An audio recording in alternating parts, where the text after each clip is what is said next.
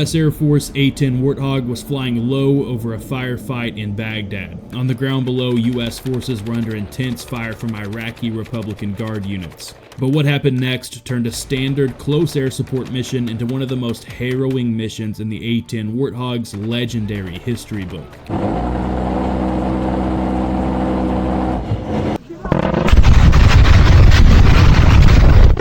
The A-10 Thunderbolt II, known universally as the Warthog, is without question the most survivable, deadly, and reliable close air support platform ever built. Developed in the 1970s to destroy Soviet armor columns in Europe, the entire aircraft was quite literally built around one gigantic gun, the GAL-8 Avenger, a 7-barrel 30mm cannon that fires 3,900 rounds per minute. And not only does the Avenger cannon shoot Coke bottle-sized bullets, but it's also one of the most accurate air-to-ground weapons ever made, making the Warthog not just the best option, but oftentimes the only option for danger close air support missions. But the Warthog isn't just deadly, it's also built like a flying tank. Designed with titanium armor to protect the pilot, the A-10 can take quite the beating. It can fly with just one engine and half a wing, which comes in handy in this operation. Born in Honolulu, Hawaii, and raised in San Jose, California,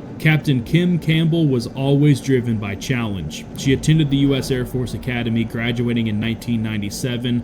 From the very beginning, she set her sights on the cockpit. She trained at Moody Air Force Base, learning the intricacies of close air support. By 2003, she was flying missions over Iraq with the 75th Fighter Squadron. By early April 2003, Operation Iraqi Freedom had moved into its most dangerous phase, the Battle of Baghdad. U.S. forces had pushed deep into Iraqi territory, taking control of much of the countryside.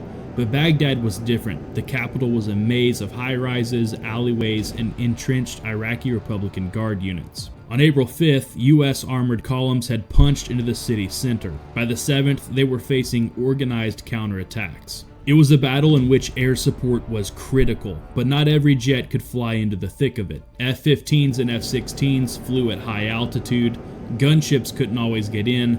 The only aircraft that could stay low, take damage, and keep fighting was the Warthog. And one of those Warthogs, flown by Captain Kim Campbell, was about to make history. On the morning of April 7th, Campbell received her tasking: provide overhead support for advancing U.S. forces south of the Tigris River. It looked like any other standard operation: launch, orbit, respond to calls, but those coordinates, those buildings, would place her squarely in the crosshairs of one of Baghdad's most fortified zones, making this without question the most dangerous mission of her extensive career. The desert sun rose over Al Jaber Air Base in Kuwait, bathing rows of camouflaged A-10s in a dusty gold. It was April 7th, 2003. Inside hardened shelters, crews prepped for a day of missions over Baghdad. For Captain Campbell, it would be her 21st combat mission since the start of Operation Iraqi Freedom. It started like any other mission. Campbell reviewed the tasking, loaded the coordinates, and went through the pre-flight. Everything felt routine until it wasn't. While Campbell and her wingman were still en route to a holding point, an urgent request came through. A troops in contact alert had been issued by ground units from the 3rd Infantry Division. They were taking intense fire from entrenched Republic Guard forces in southern Baghdad. The JTAC came over a radio with an urgent tone. Any hog flight on station, this is chaos actual. We are under fire. Multiple RPGs. We need air on target now. Without hesitation, the two A-10s changed course and pushed north toward Baghdad's urban sprawl, where enemy forces had dug in among homes, buildings, and factories. As they approached Baghdad, the environment grew increasingly dangerous. The city's southern sectors were saturated with anti-aircraft artillery, man-portable air defense systems, and mobile SA-7 and SA-14 SAMs. The skies were hostile. Flying in Baghdad was a completely different kind of mission. The A-10s weren't high-flying strike aircraft dropping JDAMs from high altitude. They were down low, right in the thick of the action, and well within range of enemy anti-air weapons. On the ground, the 3rd Infantry Division had become bogged down near an overpass just south of the Tigris River. Bradley IFVs and M1A1 Abrams tanks were advancing through narrow streets when enemy fire erupted from a cluster of warehouses and walled compounds. The JTAC radioed in once again. "Be advised, we are danger close. Enemy firing from a rooftop 200 meters from friendlies, marking with smoke now. Stand by." The JTAC on the ground popped red smoke, trying to mark enemy positions, but winds shifted and the smoke was quickly distorted, making visual confirmation tricky. Campbell's wingman rolled in first, strafing the target buildings with a quick burst. Campbell followed closely behind. She dived from 6,000 feet and lined up her Avenger cannon on the target, a rectangular rooftop with multiple hostiles on top. At just under 1,500 feet, she squeezed the trigger. The 30mm rounds tore through not only the enemy fighters but also the concrete, collapsing parts of the structure. But the enemy wasn't done yet. RPG fire lit up from another direction. Campbell climbed out and circled for a second run. The enemy had split into smaller teams, moving through alleyways, using civilians as shields, and firing from balconies. A second RPG impacted near a US M113 APC, disabling it. The ground troops were now pinned. As the fight dragged on, Campbell's A-10 had already fired 2 full passes. She was starting her third when things began to feel off. The winds had picked up, dust and smoke reduced visibility. The enemy was adapting, shifting firing positions. The radio crackled with a new report. A possible anti-air team was spotted moving near the highway underpass. But the Warthogs had to keep up the pressure. The troops on the ground had nowhere to go, but the Warthogs knew that every run increased their chances of being hit. Regardless, Campbell began her 4th strafing run, this time from a slightly deeper angle, designed to reach deeper into an enemy compound partially hidden behind a factory wall. She armed the gun, called in hot, and began firing.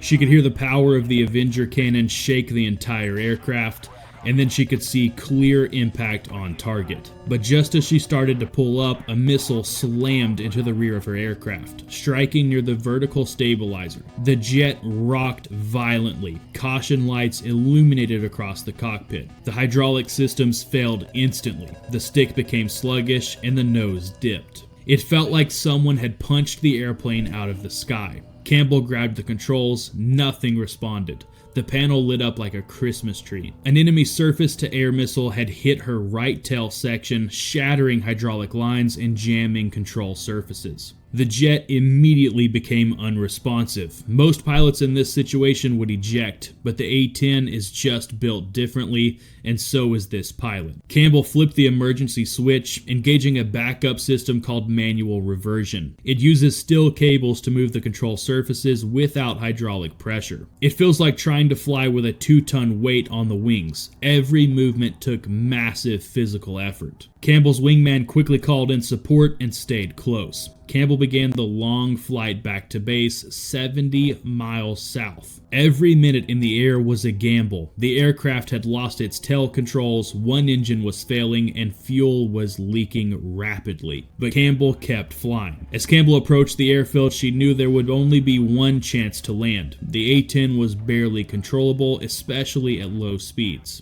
She came in higher and faster than normal, not knowing if the gear would hold or if the aircraft would roll off the runway. She touched down hard, bouncing once, but stayed upright. The entire right side of her tail was shredded. Holes riddled the fuselage, and the aircraft looked like it had been chewed by giants. But miraculously, Campbell was unharmed. For her actions that day, Captain Kim Campbell was awarded the Distinguished Flying Cross for heroism and extraordinary achievement in aerial flight. And her story became a case study in courage, aircraft survivability, and pilot skill. She later reflected that staying calm under fire wasn't about being fearless, it was about trusting her training, her aircraft, and her team. You don't rise to the occasion, you fall back on your training. Today, now Colonel Kim Campbell is a speaker, author, and example of leadership under pressure. And her A-10, battered but unbroken, is still a symbol of the A-10 Warthog's resilience. And if you thought Campbell's story was intense, wait until you see the cockpit footage from this next mission. On April 23, 2011, a U.S. Army helicopter crashed in an area swarming with armed hostiles in Kapisa Province, Afghanistan. As soon as the calls about the helicopter crash came over the radio, the 83rd Expeditionary Squadron at Bagram Airfield sent out 2 Air Force Pavehawk helicopters helicopters to respond to the crash. Their call signs were Pedro 83 and Pedro 84. Pedro 83 carried 3 pararescuemen, and Pedro 84 carried 2. Upon arrival at the crash site, the Pavehawks immediately started taking fire from the enemy. In the chaos, Pedro 83 somehow spotted one of the pilots who had crawled up onto a ridge about 300 meters uphill from the crash site. And despite small arms fire still slamming into the side of the helicopter, Pedro 83 managed to lower its 3 pararescuemen onto the ridge. Meanwhile, Pedro 84, who was also under heavy fire from the enemy, dropped its 2 pararescuemen, Staff Sergeants Zachary Klein and Bill Senna, as close to the crash site as possible. At the crash site, the 2 PJs found that the pilot had unfortunately passed away, and they started preparing to hoist him out and into their Pavehawk. But unfortunately, the enemy wasn't going to let that happen without a fight. Right after dropping Klein and Senna on the ground, Pedro 84's flight engineer was shot in the leg, and the Pavehawk had to fly back to Bagram to get him medical attention. Enemy fire also forced Pedro 83 to cut its hoist cable and do a daring one-wheel hover in the combat zone just to get its 3 PJs and the surviving pilot back aboard. And that left Klein and Senna stuck on the ground in the combat zone alone with the fallen pilot. But thankfully, they weren't alone for long, as an AH-64 Apache helicopter arrived on target and started providing air cover. Alright, you got him? Okay, pushing in here, that's where he's sparkling right here. Yeah, there they are. Alright, was gunning. There. Okay. Yep. Engage. Okay. Cover fire. We have contact. Okay. Firing. Where you at? Approaching to 27. Engage.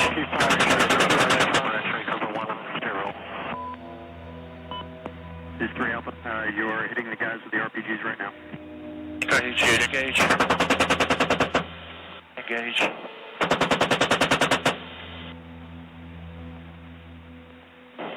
Okay, there's one more guy down here. Okay, 30 millimeters getting shot at.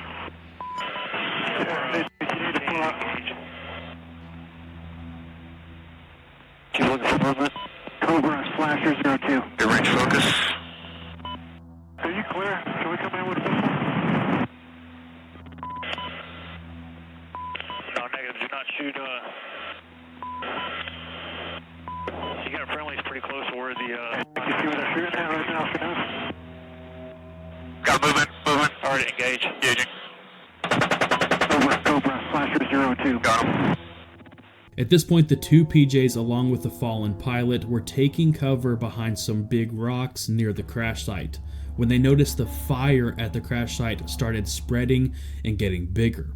Thankfully, Klein spotted a rocket pod that was still full of unexploded rockets attached to the side of the helicopter, and he made the very wise judgment call to get the heck away from the crash site. Thankfully, the Apache overhead was able to give them enough cover fire for them to sprint from the rocks to a nearby ravine, and as they were sprinting away from the crash site, the helicopter exploded. Thankfully, the PJs weren't wounded by the explosion, but bits of molten metal can still be found on Klein's body armor to this day. The PJs were now taking cover in the ravine, but the situation was getting worse. Despite the Apache gunship's best efforts, the enemy was closing in on their position, and the ravine was offering them very little cover. But thankfully, the cavalry was almost there. Captain Rustin Trainham and Captain Mike Hilkert, both of the 74th Expeditionary Rescue Squadron, were off supporting other ground forces nearby when a call for help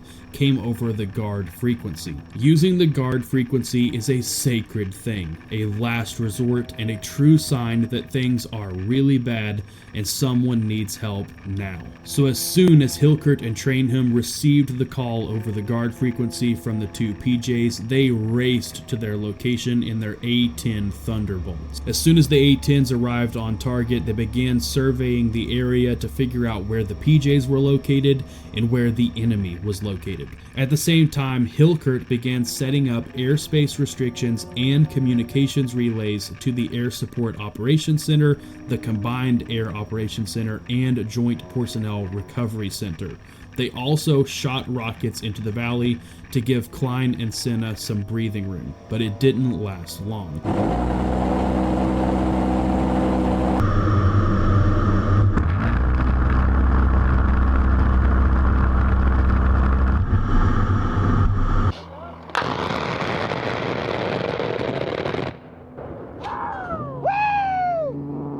Despite the A-10s absolutely hammering the enemy for half an hour, the PJs were now pinned down by close-range heavy machine gun fire. Hilkert's A-10 was running low on fuel, so he hooked up to an aerial refueling tanker that was flying over the target location. And hooking up to a refueling tanker is not an easy task. It requires a ton of skill and focus, but it didn't take Hilkert out of the fight. While he was hooking up to the refueling tanker to get more fuel, he was still marking targets just 50 meters away from Klein and Senna's position. With the enemy's exact danger close location now marked, Hilkert's wingman was able to open up with his 30mm cannons, saving Klein's and Senna's lives. Later that morning, a 32-man Army Quick Reaction Force landed at 2 locations on the battlefield and was immediately attacked. 1 soldier was killed and several more were wounded. At this point, Hilkert was in complete control of coordinating all air support in the area. He was marking enemy positions while simultaneously monitoring and marking the locations of one half of the QRF with his binoculars and the other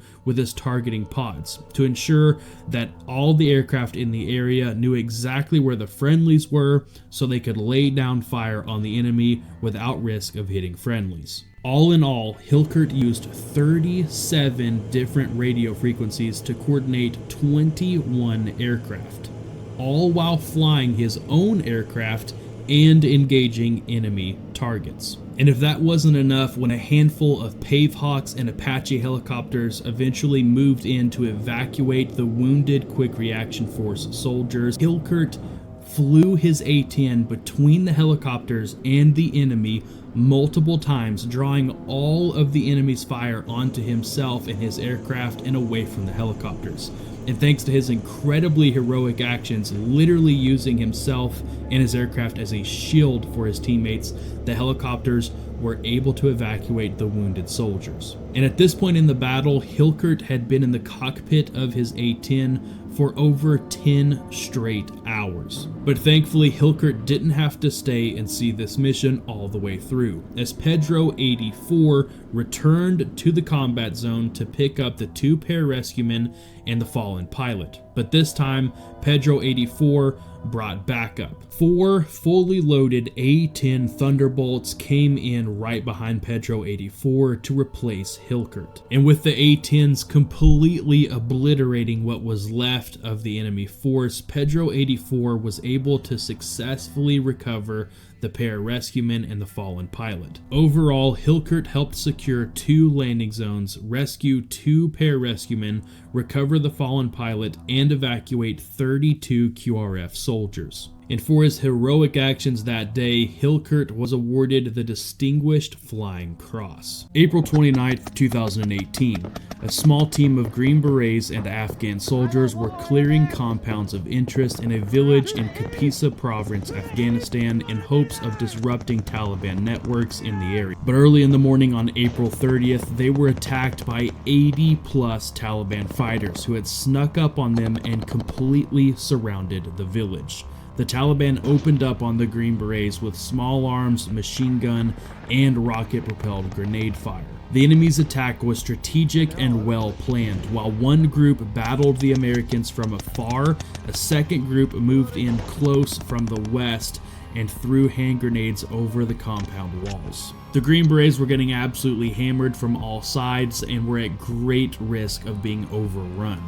But thankfully, a pair of F-16s were about to bring some red-hot American justice down on the Taliban soldiers. The F-16s were the closest air support in the area, so when they got the radio call from Senior Airman Justin Prack, the Air Force combat controller embedded with the Green Berets in combat, they immediately responded. When the F-16s arrived on target, they found an absolute nightmare below them. Communications were initially very spotty, and in close quarters fighting, it was almost impossible to make out who was who. So Major Colony decided to kick things off by doing a few show of force passes right over the top of the enemy in order to get a better look at things and also to intimidate the enemy fighters.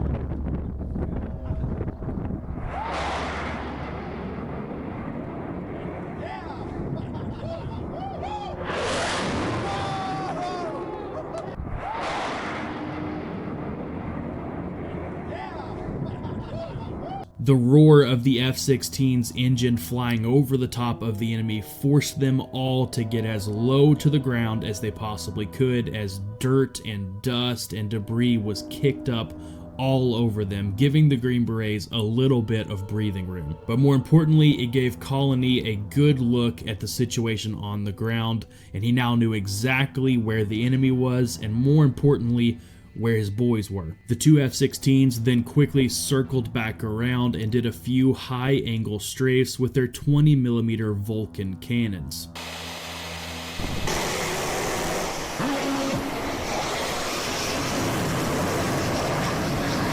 For F-16s, high-angle strafes actually allow for a better grouping of shots than low-angle strafes, and obviously that accuracy is incredibly important in a close-quarters fighting situation like this one. After just a few strafing runs with the 20mm cannons, the enemy pulled back to a nearby ridgeline, which meant they were now far enough away from the Green Berets for the F-16s to bring out the big guns. The F-16s then circled back around again and dropped multiple 500-pound GBU-38 bombs right on the heads of the enemy soldiers.